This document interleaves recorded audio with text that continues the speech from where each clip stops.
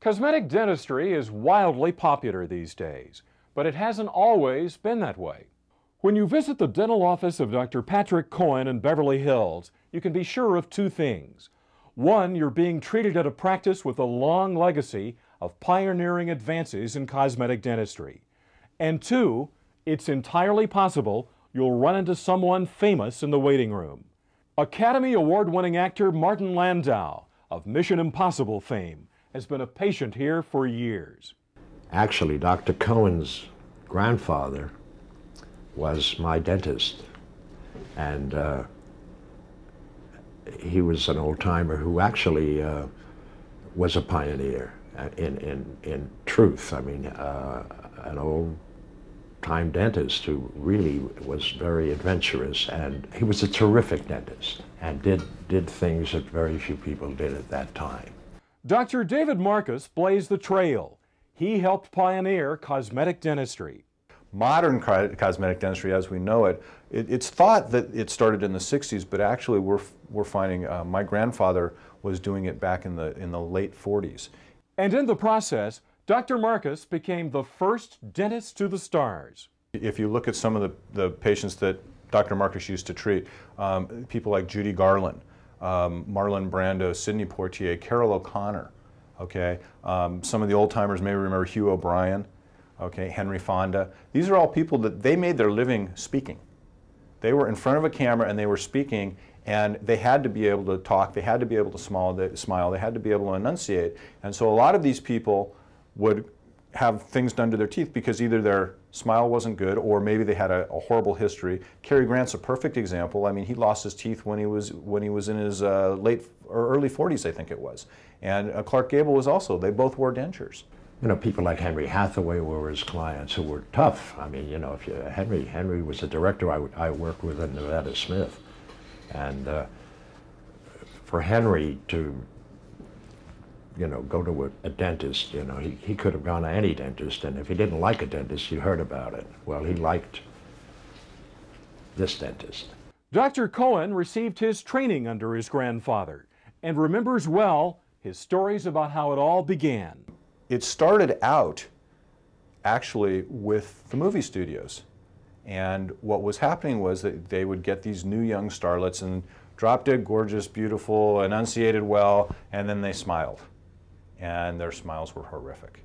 And my grandfather was friends with an old-timer by the name of Adolf Zucker, who was a huge studio head way back when. And what they were doing is they would bring these women in the morning, and he would prepare the teeth, and then they'd come back that night, and they would have made the teeth out of a pressed acrylic with a gold coping button in the back so that when their lower teeth hit their upper teeth, it hit against the gold.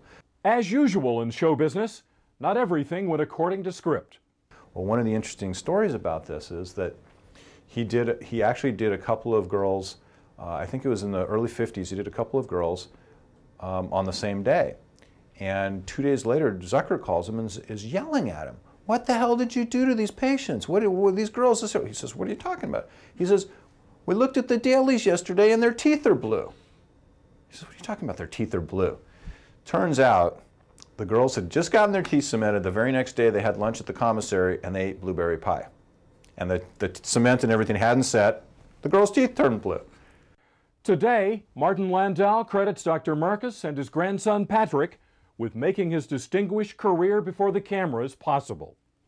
No question about it. I mean, I depend on, you know, my teeth being there. Otherwise, I'd be playing Walter Brennan roles. He lost all of his teeth as a very young man. That's why he was playing character parts when he was in his 30s. Martin Landau has been a patient of mine for about 20 some odd years now. And Martin's had some ups and downs with his teeth, but the thing about Martin is that he had to have a nice smile, an acceptable smile, but it had to be natural looking. And that's the key. And one of the things that we get into, if you look closely at some of the Hollywood people today, their smiles aren't as natural as they should be. You know, we want to be able to look at somebody and say, wow, they've got a pretty smile, not wow, they've got a pretty smile, who did their teeth? Okay, and that's what the big differential is. People who, you know, have one of those plates that looks like like it was, you know, like a piano. You know, that's not, you know, I mean, if you have a set of teeth like that, you don't want to smile a whole lot. In fact, you don't want to open your mouth. When I look at Martin Landau and somebody says, well, yeah, his teeth look normal. Well, yeah, they do look normal, but if they actually knew the amount of work that had to be done to get them to look that way, and the fact that without having done that work, his teeth would look not good at all, that's the kind of thing we're looking for. We want people to look good. True cosmetic dentistry is about making somebody have a great, great smile without there being any noticeable change that somebody's going to look at you and say, okay, you know, something's been done, you look different, but I don't know what. I mean, he's was able to put a smile on my face, or keep a smile on my face, to quote unquote. I mean, and I need that. As one of my little calling cards is we're changing the world one smile at a time, and or the best calling card is a beautiful smile. The bottom line here is that people emotionally will feel more comfortable when they smile.